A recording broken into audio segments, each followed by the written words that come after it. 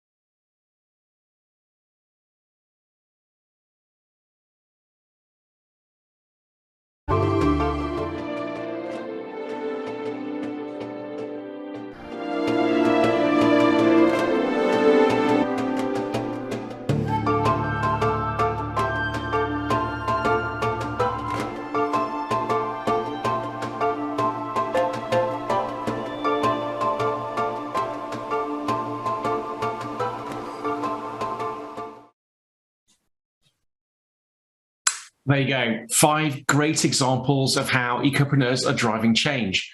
And we're actually lucky to have 2 of these inspiring ecopreneurs with us for this discussion. And maybe we'll start there. Lisa, tell us more about Kivadi and the technology solutions your company's building to drive towards a net zero economy. Absolutely, and it's so wonderful to be here. Kivadi was started with the premise that if we take carbon dioxide and turn it into products of interest that had high value, then we can scale it with, taking this technology, creating products. You can scale it with industry, essentially.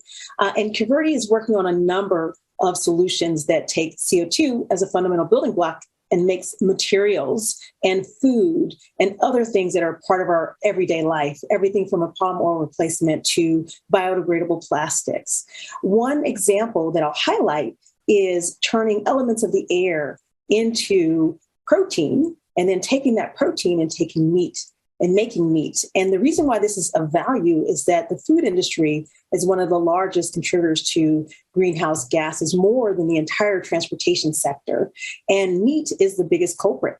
So if we're going to figure out how to feed 10 billion people by 2050, we have to figure out how to make our food better, and in particular, how to make meat better. Wow.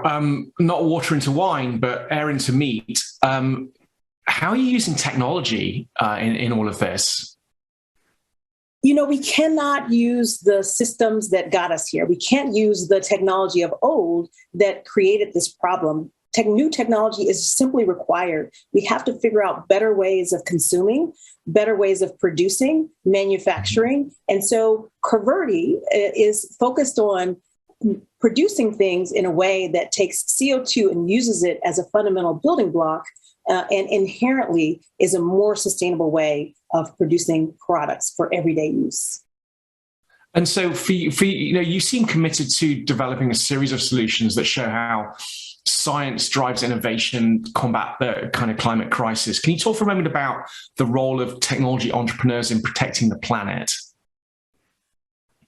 So when myself and Dr. John Reed started Kivadi, we asked the question, how can we be a part of this climate change story to have a positive impact? And NGOs play a role, governmental bodies, regulatory bodies play a role. Our backgrounds were in technology, and my background, in addition to that, was in business. And so technology is critical. It's critical component to actually have solutions that companies can implement to have products that consumers can buy, that replace those technologies of old and replace those products that are the primary polluters of today. So technology is kind of core, and innovation is core to allowing us to, do something different and get out of this problem that we're facing as a nation, as a globe, essentially, across the globe. Just phenomenal. Let's turn now to Dasano. We've heard Dasano from Lisa on how technology can play an important role in addressing the climate crisis. Turning to you on Dasano and the Katingan Mentaya project, can you just explain about your work and the transition you've seen for putting kind of value on nature over the last decades? Thank you, Simon. It's good to be here. So 14 years ago, I basically get into this endeavor with the proposition that we can still save the last remaining peatland forest in Indonesia, mitigating climate change. Secondly, we can work with community, providing sustainable livelihood, and finally make profit from these adventures. I think what we're selling is carbon credit. What we do now is known as nature-based solution. But I think, looking back 14 years, today, we are the largest project in the world in terms of number of credit that we produce. Not only that we can scientifically prove that we are mitigating climate change, but more importantly, we actually are providing sustainable livelihood for the communities and protecting the biodiversity. So I think more and more people realize how important our existence if we need to protect nature. So nature-based solution is one of the most effective way for human to survive in the next 100 years. So I think I'm quite lucky with our 14 years experience. We can show that company can do this transparently. There's a new paradigm of doing business. Not only that we are clearly mitigating climate change, but more importantly, it's a very inclusive business and it's very transparent. And I think that's the way that the future should be. When somebody is doing something with a purpose, it's clear that what we're doing is mitigating climate change and also being inclusive. So I think we are part of this solution. I think this innovation will lead to a lot of things. The technology supporting what we do are clearly there. Under the past 3 years, we see that so many people are interested in nature-based solution, and the ecosystem is being built on the premises that we need nature for our survival. So you mentioned nature-based solutions. You also mentioned technology. Can you talk a little bit about the role that technology and innovation are now playing to help you scale? I think the key in just to give you an example, when I started this 10, 12 years ago, it took us literally 30 days to actually calculate, not only 30 days, actually it took us 200 days to calculate how much carbon stocks that we have in this area.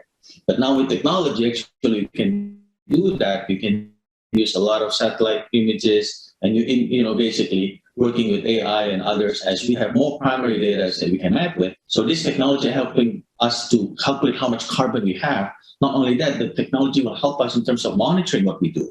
There are companies that are built today to actually monitor what we do and make sure that the carbon credit that we produce are real in terms of what kind of achievement that we have done on the ground. And obviously, this is all pivoting around the carbon markets, which are getting a pretty good sort of kicking right now and re-evaluation in the context of Glasgow. What's your vision for how the carbon markets could evolve? I think if you look back how industrialization worked, when we look at forests, we always value the timber. Right now, we start looking into valuing it as if it's a carbon market or carbon currency. But I think if you look at long term, nature provides all these things. Nature is not just providing carbon solution for us. Nature provides basically a existence for humanity. So it is very important for us to value it. But of course, right now, what we know how to value it is carbon currency. But I'm very optimistic in the future. When we value nature, it can be biodiversity offset. It can be all these things that we never think of. I think this is something that as we evolve in this space, you'll see the value of nature-based solution, and more people will create the byproduct coming out of this solution itself. Excellent. Well, thank you both for that. Now let's actually pivot to Catherine and Irene. The ecosystem does need great ecopreneurs like Lisa and Dasano, as you've just heard. But they're only really going to thrive with the right funding, collaboration, assistance from business and others, public, private entities, investors, etc. And Catherine and Irene, that's where you clearly both come in. Maybe Catherine, starting with you, can you talk about the business imperative for supporting climate-focused ecopreneurs? Is there one? Well, I think you started off at the beginning, Simon, by saying that this whole discussion has reached a massive tipping point, not just because of Glasgow, but I think really because of the momentum across this important topic. The reality is that business has to be involved. The stark facts are that by 2030, 1 in 4 people is going to be exposed to a climate hazard that is going to seriously affect their life or livelihoods. So absolutely, there is a business imperative around this. And, really what we're working on here at GIB Asset Management is thinking about how the world's greatest challenges will be solved by companies. And those that are successful ultimately will be the most successful from a financial perspective. So it then becomes a truly virtuous circle. And although I suppose many of these solutions have historically been the domain of larger companies, actually what we find really exciting is having the opportunity to engage with smaller entrepreneurs and startups, really looking at the innovations coming out of this opportunity. Because if we all sit here and think about climate change just as a risk, we're only looking at one side of the coin. In our case, we're looking at it as a massive opportunity. How do we take this whole discussion to be, not just being happy and satisfied with a net zero world, but actually moving into a net positive space so that we can actually protect and enhance this precious earth that is our home. I was in Glasgow, obviously back on the other side of the world now, but I was in Glasgow just the other day. And what struck me was how somebody was describing it as the single largest negotiation ever on our planet. And alongside that, of course, is this enormous economic shift, which will be the largest single economic shift of our time, which is an incredible opportunity or disaster for people who are not going to take it seriously. But what do you think investors can do to support innovation for the SDGs?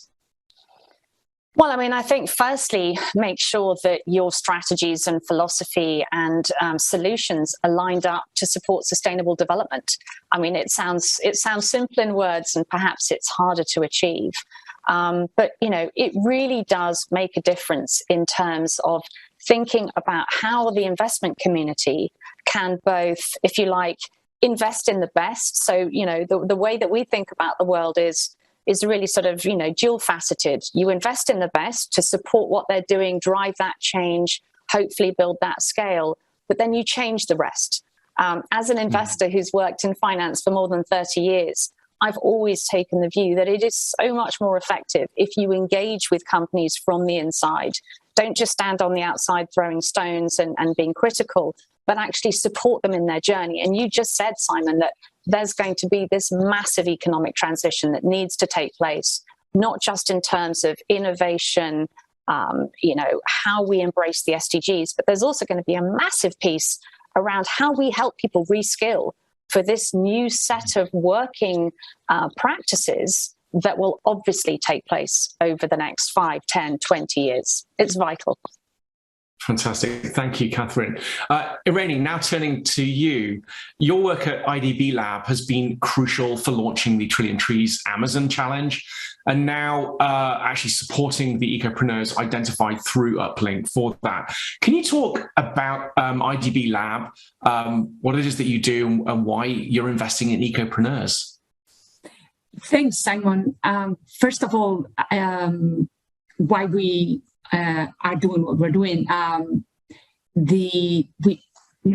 thesis is there is a false dichotomy between economic growth and ecosystem health, and that it is possible to both manage natural capital well and increase equitable growth. And so going from a no harm approach to really taking a more holistic approach where we're looking at the regeneration of ecosystems, and that has to be built in to the design of anything we do, and therefore becomes embedded in any of the economic activity and the recovery of the economy that we want to support, as the Inter-American Development Bank mission and as part of Vision 2025 of the group. That's at the center. So development of the bioeconomy has been built in as one of the key components in part of the agenda of climate change of that vision. Now, within the group, the Inter-American Development Bank is the only multilateral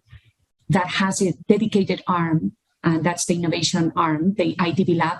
It's a bit of the venture arm of the group, to really focus and take the risks necessary to support this new revolution of eco-entrepreneurs, and entrepreneurs also tackling other global challenges.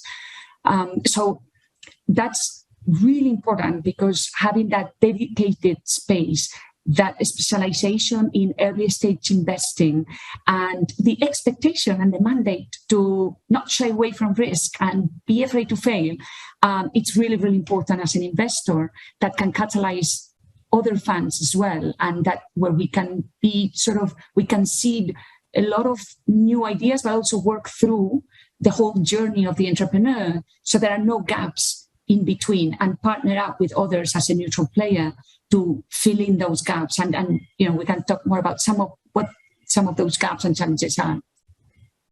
Yes, what you're just saying there is important. You're not just investing in these entrepreneurs, these ecopreneurs, but you're kind of supporting their journey over a period of time. What are you seeing as you do that? What are the key things that they need to scale? How should the investment funding universe reshape itself to best serve the needs of these ecopreneurs? Well, first is, of course, addressing the capital needs and building in enough conduits and channels for the right sources of capital to reach the projects. And there, frankly, I mean, we're feeling quite optimistic because we've seen, and we did a recent study on the bioeconomy, that since 2015, there's been an exponential growth in the environmental investment sector. And we've seen what the Coalition for Private Investment in Conservation has done. And as IDB Lab, we walk the talk, and we've been invested in a lot of funds like Athelia, Mirova, and also other funds like most recently, and it was announced that the COP26 Circulate Capital, that are addressing exactly this challenge. So bringing in more sources of capital that are specialized in this space first, but then also looking at ensuring that we address the so-called valley of death, because you have a lot of people interested in doing challenges and seeding those first ideas, but then what? And the then what is that then you have a lot of investors that may be interested more at the growth stage, but they're not in between. It's harder to find investors that are willing to take that risk, where you still have a lot of the product market fit may not be quite there. You still have a lot of technological risk, etc. So there, it's not just a matter of capital, but it's also a matter of making sure that we have the right set of mentors, connections, that we also combine and connect entrepreneurs that are trying to address the same challenge, and maybe they can merge effort and grow faster. And that's why I think Uplink is so valuable, because I think it will help us connect, for example, the 600 startups that IDB Lab has invested in, many of them in this space. How can we connect them with others that are addressing the same challenges and help them grow and scale up faster so that they can get to the next growth stage where there is much more plenty of capital for them? Thank you, Irene. And as you'll all have heard there, some really interesting and important issues that we're seeing coming out of many of these comments. So I just want to come back to a few points that were brought up during the conversation, kind of to thus far. Maybe I'm going to turn back to Lisa and Dasano. From what you've heard from kind of the investment experts, do their observations map to your reality, or what's your reaction? Maybe Lisa, I'll come to you first. Well, I'll start by saying, as someone who's been working to bring new innovations to market and working on just really the science behind new innovations for over a decade, I'm excited to see the shift from the investment community to where initially impact investing was almost seen as philanthropic, to now there are more and more larger and larger investors that are seeing that, hey, we have to do this. We have to do this for our world. And there's, this is a driver of value. And so they're increasing their investment in this space. So I want to first start off by saying that. And then also what's important for innovators is scale, and having those big checks available to help achieve that scale, and the whole ecosystem around innovators to also achieve that scale, whether it's business leaders, partnerships, and beyond, those connections, those introductions to allow companies to grow and achieve that scale is critical as well. And Dasano, 14 years in this neck of the woods, you clearly have some experience. Can you talk a little bit about? Give me your reactions to what you've heard, been hearing on this so far. I think, Simon, it's funny. 14 years ago, it took me really, I remember I was on the roadshow for 4 years to fundraise. Nobody's interested in what I do. They don't care. They don't understand what I'm selling. I think was a great challenge for us, right? Being an innovator and a pioneer in this space. But I think the fact is, up to 14 years later, we can run the largest project in the world. 2 Indonesians are doing it. Capitals come to us now, which is a good thing. But I think what more important is that is a proof of concept that this business exists. Now suddenly you have the whole ecosystem of technology company, climate tech company that's supporting us. I'm sure that's what Irene is looking to invest now, right? Because those are the next money will be, because basically the project like us Of course, you have to find a good sponsor. You have to find somebody who have track record, but it's not that easy to find anymore because capital is easy for these people now. So I think I have to say I'm very fortunate to be in this space. I mean, it was a lot of hard work. I pitched to 150 investors. None of them, finally I have one, and then we started. And I think now, we can say that we did it. So I think there will be a lot of innovation coming out. But I think what's different this time is the impact of climate change and what we see really push the investor with the ESG expectation, with the whole impact expectation. So real money can flow into even a good project that sometimes they feel that it's not there and they're worried. Because at the end of the day, we always want to underwrite things that is profitable. But I think now it's time for us to underwrite what is the impact of that technology providing us. So to both of you, though, just to sum it up, what's more important to you? Is it investment dollars? Is it access to community? Is it access to support? Like, what is it that you need most now in order to scale? Dasano.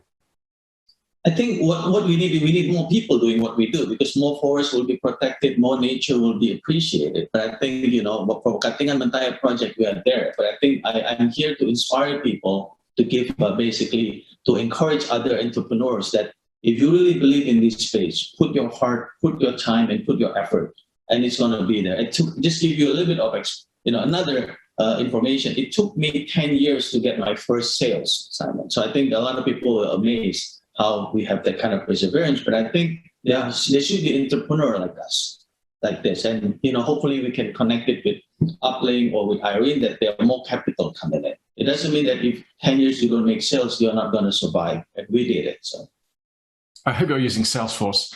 Moving on, jokingly, Lisa, what is it? How would you prioritize what you need? And I will build upon that and say that, Air Protein, a spin out of Kivadi, has the privilege of having ADM as its largest investor, and, ADM being one of the largest or the largest fermentation company in the world by assets, and Air Protein's technology is based on fermentation. Having those partnerships are critical and important for companies. And happily, after all the hard work that we've put into developing, specifically this protein solution, and now having the strong investor base and partners to help us scale is critical. And so that's the type of thing that I think is required for more entrepreneurs, more innovators to go from idea, concept, passion about it, about what they're trying to do, to actually having that impact on the world that we need. Thank you. Catherine, coming to you, the lots of pledges of investment, COP26 looking nice on that front. How can we ensure that this makes it all the way to the ecopreneurs like the ones that we're talking about here? What's needed? What needs to change? Or do you feel that money is ready and will flow through neatly already? Well, it's interesting because not everybody thinks that the finance sector has innovated well over the past 20 years. But actually, for me, having operated in the sustainable investment space for 20 plus years, I can tell you the first 10 of that was pretty lonely with my colleagues out there. I think in terms of what needs to happen next, I think you need to see ongoing, powerful partnerships. And I think for me, actually, one of the great things that we've definitely heard in Glasgow, and we now need to just maintain the momentum, is what do those partnerships look like? And how do you bring the right people together to scale some of these amazing projects that exist? And at a personal level, I've been so pleased to have been part of the Circulars program since inception, actually, as an original sponsor, now having gone through 5 years with many of our colleagues from the forum and now seeing it turn into an accelerator. That, for me, is what success looks like. And it's been honestly amazing to meet some of the extraordinary ecopreneurs within that community to really understand what they're doing to change the world, and how the role of mainstream investors can support them in that journey, make those connections, as we just heard from Dasano and Lisa. So, we're all pointing in the same direction, whatever it happens. And it's just not just about businesses. I mean, my great passion is, as you mentioned, in terms of Friends of Ocean Action, is the ocean. And there are some amazing projects that I can point to where you've got academic institutions working with Scottish distilleries There's a great project in the Dornoch Firth, North Sea Scotland, which is looking at restoring oyster beds, which frankly have been completely destroyed over the past 100 years because of overfishing. Why does that matter? Because oysters not only purify the water, but they act as a carbon store. And so, if we can restore, oyster bed and oyster reefs in that part of Scotland, it fulfills many tasks. So I don't think one person, one part of the economy has a monopoly on good ideas, but it is about partnership. That will make a difference. Fantastic. I love that point.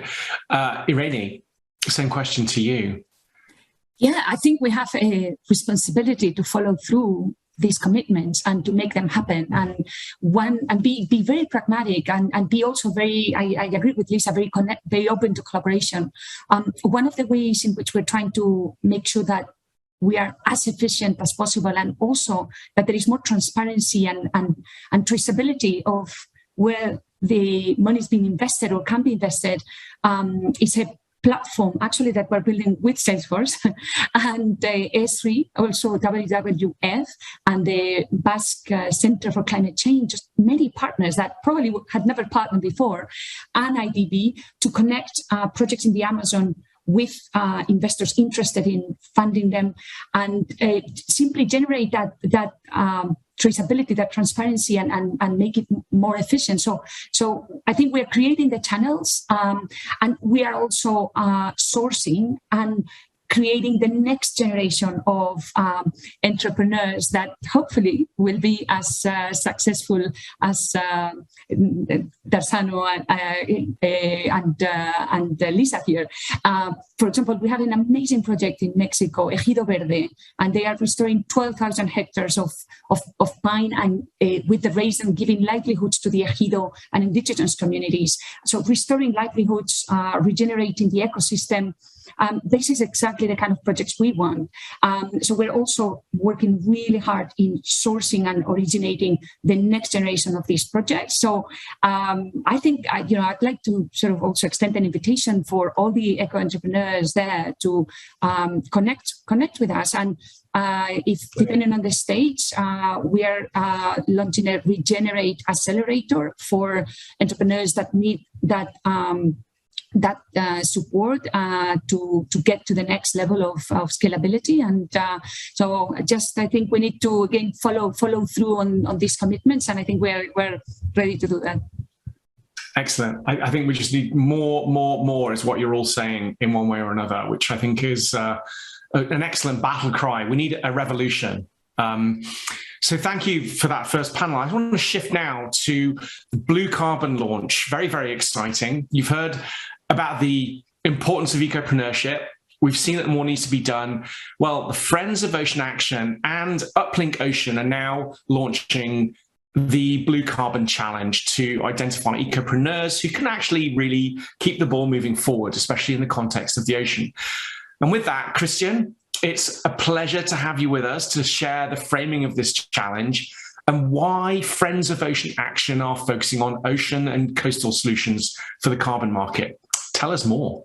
Fantastic, Simon, and delighted to be here. And such inspiring stories to hear from colleagues and speakers, just listening to them now. And hopefully, what we're doing in the Blue Carbon Challenge can live up to it. So I'm really excited to be here and to announce this innovation challenge on Uplink Ocean, the Blue Carbon Challenge. And like some of you, I've just spent the last week on the ground at COP26, and there's incredibly important conversations surrounding how the ocean has been a victim of climate change. But in reality, and in fact, we know that it's a huge part of the solution ahead. And we really need to reframe that, thinking less of the ocean as a victim, more of a solution and all that it has offered, not just a climate change, but a range of other issues. But in that vein, the Friends of Ocean Actions with the Mangroves Working Group, which is a collaboration with our colleagues at 1T.org at the forum, are launching this challenge with Uplink Ocean, as Simon said, to support emerging blue carbon projects that are part of the suite of solutions that the ocean provides for tackling climate change, as I mentioned earlier. As you may or may not be aware, blue carbon is carbon that is naturally captured and stored by coastal and marine ecosystems like mangroves and seagrass beds, for example, or tidal marshes.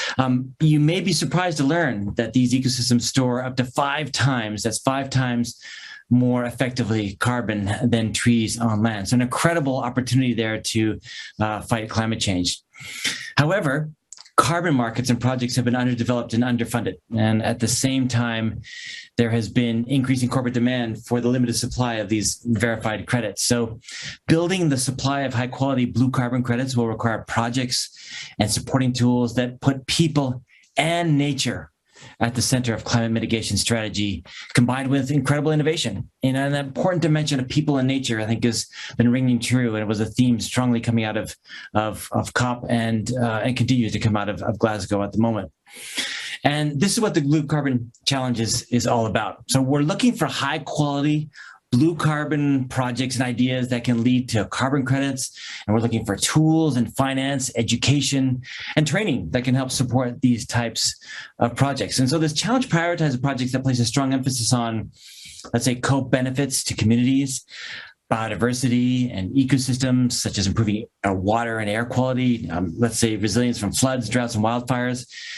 So sort of a real sort of sectoral number of benefits that can derive from this. And we're especially encouraged that projects that are at the center, that center on, let's say, indigenous and local communities as leaders, strategic partners, and primary benefactors. So we're particularly excited to have the Mangroves Working Group, as I said, part of this, to support the winners of this challenge as we look to help match some of these high quality supply and demand for blue carbon credits. So the best 10 to 15 submissions will be invited to a 12-month program by the Friends of Ocean Action, the Mangroves Working Group, Uplink, the World Economic Forum, and the challenge partners. Really important, impressive challenge partners here: Salesforce, Conservation International, the Coastal Oceans Research and Development Indian Ocean, Cordio in East Africa, and Rev Ocean. So a great group of organizations and institutions with immense amount of experience and networks to really help scale and advance the impact of these solutions. So with that, we're enormously looking forward to your innovations, and the challenge is now open to submissions. So we'll look forward to those great ideas. Back to you, Simon. Fantastic, Christian. Very, very, very exciting. Now, the Uplink team has a video. I think actually in the context of time, we might skip it and we'll play it at the end for any of those hardy people who want to stay on past the deadline ending of this, and you'll get to see this a really, really exciting video. But I do actually want to kind of take the baton from where you held it out there and that great description, Christian, and just go one level deeper. And turning now to Nina Jensen, the CEO of Rev Ocean. Nina, talk to us about the power of blue carbon, the role of innovation, and frankly, your excitement for this challenge. Well, thank you, Simon, and it's a great privilege to be here. Let me first start by just giving a shout out to Uplink, which is a great platform for sourcing and accelerating ocean entrepreneurs. I've had the great pleasure of working with many of them before, such as Pinova, working to solve ocean microplastics. And I really, really look forward to also now working with blue carbon ecopreneurs. Of course, the ocean holds the solution to many of the problems that we're facing, whether it's linked to food, jobs, coastal protection, energy, fuel, medicines, but also, importantly, fixing climate change. And I must admit, nothing gets me more excited than blue carbon. It's like the ultimate solution. Seagrasses, mangroves, tidal marshes, and seaweed can capture and store probably more than 5 times as much carbon than land-based forests. And of course, natural carbon storage is by far the most important climate solution that we can implement in addition to cutting fossil emissions. If that wasn't enough, it can also contribute to reducing biodiversity loss. It provides essential coastal protection, important for future food production, and can contribute to as many as 13 out of the 17 Sustainable Development Goals. So, I mean, what's there not to be excited about? Everyone should be jumping at blue carbon solutions. But of course, still a lot needs to happen in the innovation and technology space to really be able to harness its potential. So we need to find solutions that can both restore and protect existing habitats. Then we need to implement large-scale planting projects all over the world, and also find how we can use some of these materials to replace maybe more carbon-intensive products.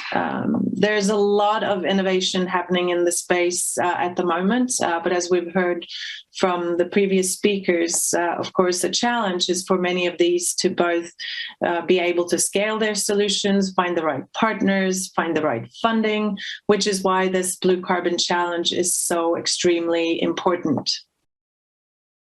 And you heard from the panel just prior to this, talking about kind of some of the challenges and what's needed to unlock more investments and support. Just following on from what you were just saying, what are your thoughts on how to scale this and how to turn this into a revolution? Well, I think the good thing is that people are now desperate at finding very concrete solutions at solving climate change, and hopefully the spirit and enthusiasm coming out of the COP can bring a lot of these projects to life. And we hope to be able to, of course, find and showcase many of these in the Uplink Blue Carbon Challenge. And I think the more concrete you can be in terms of the solution that you are providing, and of course the needs that you have, the easier it will be for us to support you, help to pair it up with concrete partners, with financing, and the support systems needed to scale it at a global scale. Excellent.